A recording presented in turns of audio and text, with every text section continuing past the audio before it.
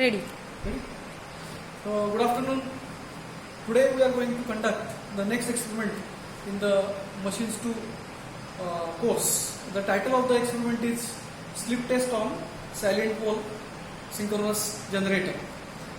Now, the main aim of this experiment is, by performing slip test, first of all, we are going to calculate direct axis synchronous reactance and quadrature axis synchronous reactance of the synchronous salient pole synchronous generator, and thereafter, once we know XD and XQ, we are going to calculate the voltage regulation of this salient pole synchronous generator.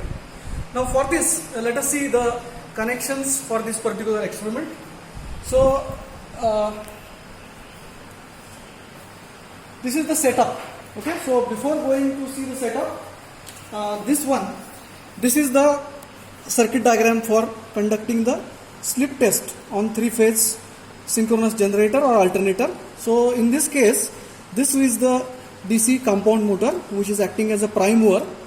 Then this is the stator or armature of the alternator, to which, as per the procedure, we have to give a three-phase 50 Hz supply through the thermostat. Of course, we are going to give a reduced voltage to this armature winding. And the next important thing is that the field winding of the alternator is kept unexcited.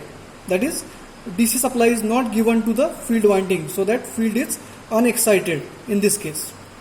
Now accordingly, as per this circuit diagram, the connections are done. So let us go through these connections. So we are going to use this DC supply 1, right, for running the DC compound motor. So from positive, it is coming to the L of the 4-point starter. Then from A, it will go to the S1. Okay, that is the series field of the compound motor. Then from S2, it is coming to A1, that is armature terminal of the compound motor. Then A2, F2 is shorted, and from this shorted terminal, the wire is going back to the supply, that is negative here you can see, and another one more wire is going to the end terminal of the 4-point starter. So that completes the armature path. Now coming to the field path, so from F of the 4-point starter, it is coming to the fixed terminal of the rheostat.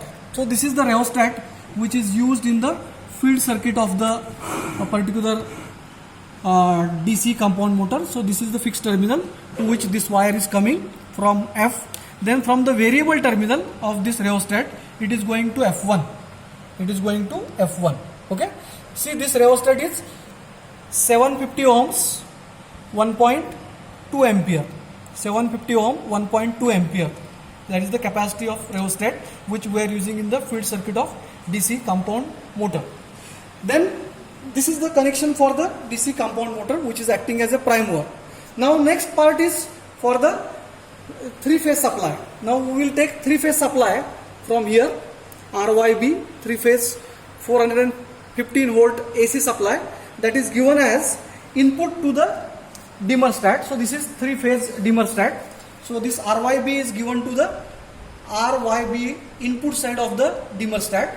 Then from the output of the thermostat, our connection begins. So let us first see the R phase from the output. So as per circuit diagram, from R phase of output, it is coming to the ammeter, AC ammeter of 0 to 5 ampere. Then the second terminal of ammeter will go to the R phase of the armature winding of the alternator. Remember, this alternator armature winding is star connected, so that's why you can see here three terminals, R, Y and B, and the neutral is here. Okay, so this is star connected armature winding of the alternator. Then output from Y phase of the dimmer and B phase from the dimmer will directly go to Y and B terminals of the armature winding of the alternator, right? And then across R phase and neutral, one voltmeter is connected. Here you can see this voltmeter is connected. So this voltmeter is going to show us the minimum and maximum value of voltage, and this ammeter which is connected in R phase of the alternator armature winding, that is going to show us the maximum and minimum position of current. So these are the connections. Only one reading we want to take. We are going to take 3 readings.